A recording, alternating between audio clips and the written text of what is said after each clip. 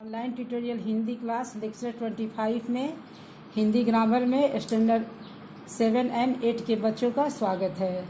बच्चों, आपने previous lecture chapter 2 वर्ण विचार पढ़ रहे थे। बच्चों, आप प्रीवियस लेक्चर में चैप्टर 2 वर्ण विचार पढ़ रहे थे।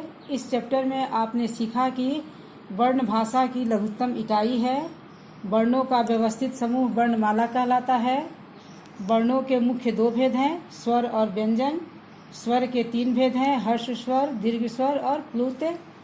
व्यंजन के भी 3 भेद हैं, स्पर्श व्यंजन, अंतःस्थ व्यंजन और ऊष्म व्यंजन।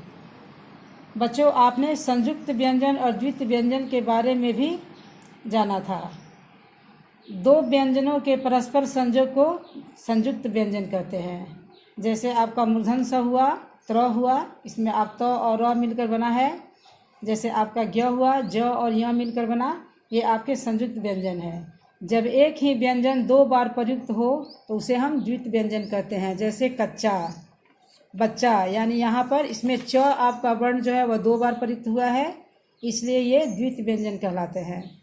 बच्चों, आज हम लेक्चर 25 में हिंदी ग्रामर में श्वास यानी प्राण तत्व की मात्रा के आधार पर व्यंजन वर्णों के भेद पढ़ेंगे।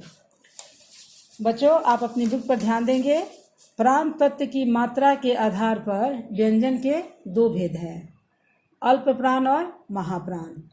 यहाँ आप देखेंगे श्वास यानी आपके शरीर में जो श्वास यानी सांस लेने की प्रक्रिया है, उसके आधार पर व्यंजन वर्ण के भेद हैं, अल्प प्राण और महाप्राण।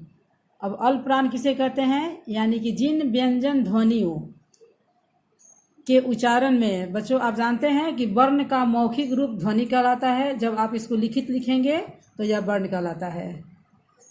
तो जिन व्यंजन ध्वनियों के उच्चारण में श्वास वायु कम मात्रा में, कमजोर तथा कम वेग से बाहर निकलती है, यानी कि धीरे, इन्हें अल्प प्राण व्यंजन कहते हैं। अल्प प्राण यानी जिन व्यंजन ध्वनियों के उच्चारण में श्वास वायु कम मात्रा में, कमजोर तथा कम वेग से बाहर निकलती है, उन्हें अल्प प्राण व्यंजन कहते हैं। यानी कि जिन व्यंजन वर्णों के उच्चारण में आपको सांस कम देर लेना पड़े, कमजोर तथा कम वेग से बाहर निकलती है, इसका अर्थ होगा आपको कि उसकी मात्रा जो है, जो समय जो है वह कम लगता है, वह अल्प प्राण व्यंजन कहलाता है। अब आप ध्यान देंगे कि वर्गों के पहले जैसे आपने कवर्ग, चवर्ग, टवर्ग, तवर्ग, तवर्ग, पवर्ग ये पढ़ा था, उसमें आपको कह रहा है कि वर्गों के पहले यानी कवर्ग का पहला, तीसरा और पंचम, यानी कि क, ग और अंग। क हो गया आपका पहला, ग हो गया आपका तीसरा, अंग हो गया आपका पांचवा। यानी इसी तरह सभी वर्ण, जैसे आपका चवर्ग हुआ, टवर्ग हुआ, तवर्ग हुआ, पवर्ग, सभी का। इसके अलावा आपको य, र, ल, व इसके अंतर्गत आते हैं। यानी कि इन व्यंजन वर्णों के उच्चारण में आपको श्वास वायु जो है वह कम मात्रा में निकलती है, इसलिए ये अल्प प्राण कहलाते हैं। अब है आपका महाप्राण। जिन व्यंजन वर्णों के उच्चारण में, ध्यान देंगे, जिन व्यंजन वर्णों के उच्चारण में श्वास वायु अधिक मात्रा में, अधिक वेग से बाहर निकलती है, उन्हें महाप्राण व्यंजन कहते हैं।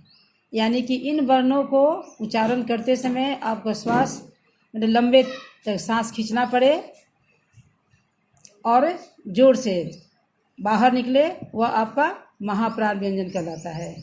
इसमें आएगा आपका वर्गों के दूसरे, यानी जैसे मान लीजिए आप बोलकर इसका अभ्यास करेंगे। जैसे क है, आप देख रहे हैं क में कम समय लग रहा है।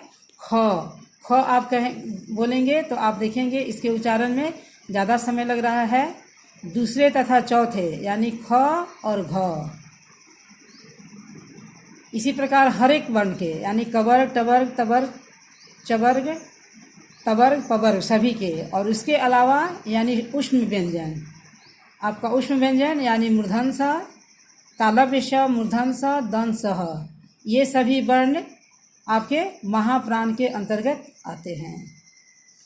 अब आप बच्चों समझ गए कि श्वास यानी प्राण तत्व के आधार पर व्यंजन वर्ण के दो भेद हैं, अल्प प्राण और महाप्राण।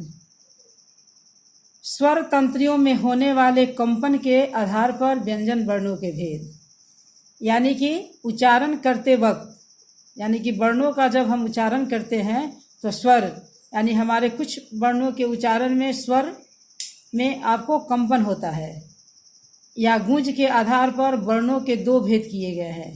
एक होता है सघोष और दूसरा होता है अघोष। सघोष का मतलब कि जिन वर्णों के उच्चारण में स्वर तंत्रियों में कंपन पैदा होती है उन्हें सघोष वर्ण कहते हैं। जैसे आपका सभी स्वर वर्ण, आपके जितने स्वर वर्ण हैं अ, आ, हर्षई, दीर्घई, ये सभी आपके इस सघोष के अंतर्गत आएंगे। और उसके अलावा जैसे आपका ग है, घ है, अंग है, ज है, झ है, य है, ड है, ढ है, र है, द, ध, न, ब, भ, म, ढ, ज, य, र, ल, व, ह, इन सभी के उच्चारण में स्वर तंत्र में कंपन होता है, इसलिए ये स्वर सघोष वर्ण कहलाते हैं। अघोष का अर्थ हुआ कि जिन वर्णों के उच्चारण में स्वर तंत्रियों में गूंज उत्पन्न नहीं होती उन्हें अघोष वर्ण कहते हैं। जैसे आपका क है, ख है, च, छ, ट, ठ, त, थ, प, फ, तालव्य श, मूर्धन स, दंत स, ये सभी वर्ण आपके अघोष है, क्योंकि इन वर्णों के उच्चारण में स्वर तंत्रों में गूंज उत्पन्न नहीं होती। अब बच्चों वर्णों के उच्चारण स्थान।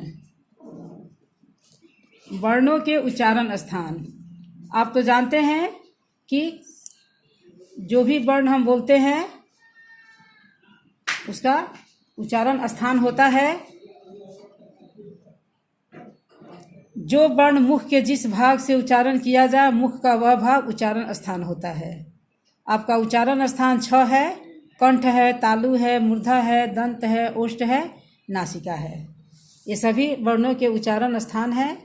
तो बच्चों आज आपने लेक्चर 25 में आपने प्राण तत्व के आधार पर व्यंजन वर्ण के भेद को पढ़ा, अल्प प्राण, महाप्राण।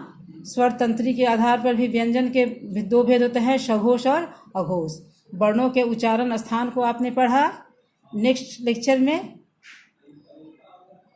फिर हम इस वर्ण विचार में आपका इसका प्रश्नोत्तर करेंगे। आज के लिए धन्यवाद।